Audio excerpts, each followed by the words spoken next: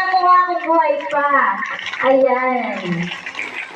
Muli, maraming salamat sa mga magulang din po na naririto. Ayan, para sa support na ibinigay ninyo sa mga anak po ninyo sa araw na ito. At magaganda po ang kanilang kasuotan. Alam nyo ba kung ano ang inyong mga suot ngayon? Ano ang tawag natin dyan? Ha? Yan, may barot saya, may barong Tagalog, may mga nakakimona, ano pa, at mga moderno, Filipiniana. Ayan, tingnan ninyo sila, ang gaganda. Ano nga ba ang tema ng buwan ng wika natin ngayong Agosto? Ngayong taon. So tuwing Agosto, pinagdiriwang ang buwan ng wikang pambansa. Nakikisa ang bansang atlet ng Pilipinas malagang sa selebrasyon na ito. Ano kayang tawag natin sa grupo ng mga eksperto sa Pilipino? Sa pangunguna ito, na walang iba kundi ang Komisyon sa Wikang Pilipino, na ang tema ngayon ay Filipino Wikang Mapag. Sino ang mapagsabi ng ating tema ngayon? Filipino Wikang Mapag?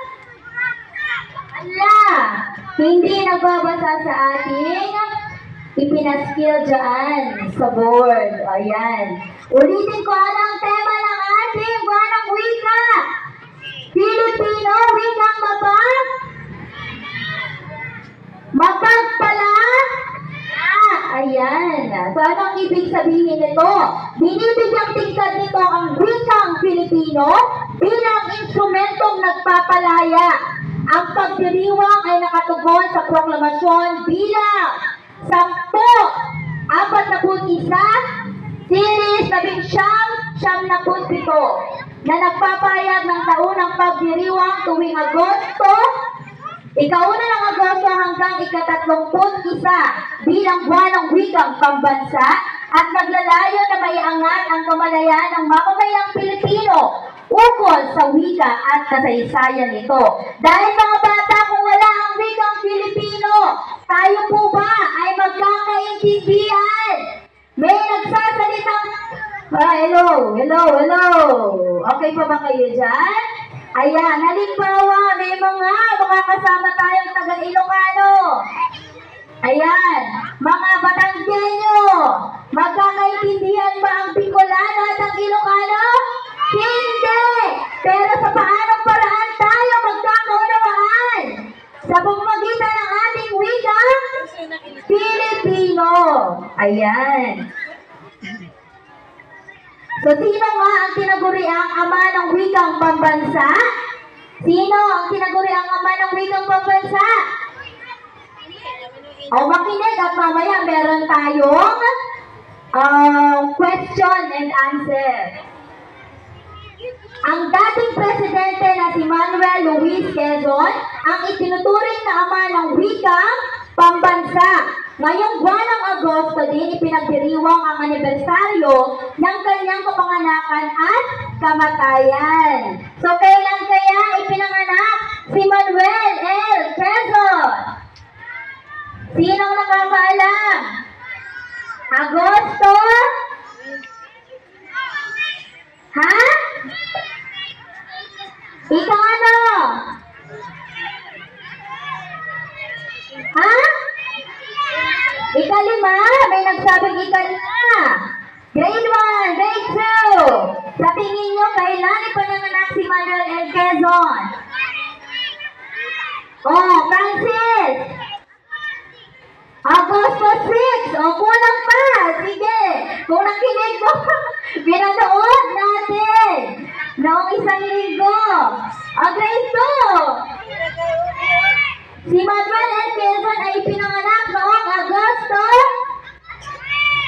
Ha? Ay! Nay ko, sobra. Ha? 11? Ano?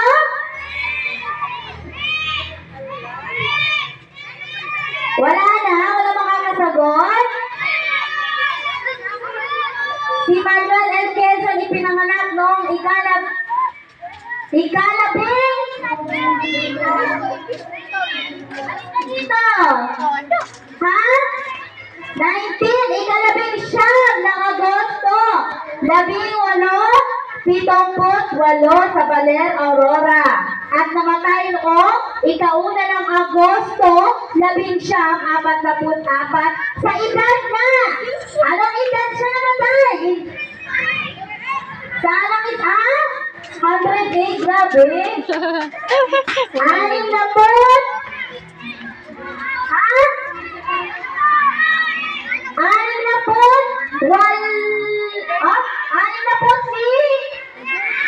Ha? 65 years old, namatay si Manuel L. Quezon. Ayan, yan ang naging kontribusyon sa atin. Siya ang naging ama ng wikang pambansa. So, bakit mapagpalaya? Dahil sa pamamagitan ng wikang ating sinasalita, ang nagsilbing daan upang tayo ay makalaya sa kamay ng mga mananakop. Dahil nga si Dr. Jose Rizal, ang ginamit na po ang panulat ay ang ating wikang pambansa. Walang iba kundi ang wikang Pilipino. So bago magtapos ang ating simpleng palatuntunan, may sorpresa ako. Igagawad ng mga parangal, pero bago yan, ayan, pwede po bang pumunta muna sa harapan ng mga guro? Pipili sila.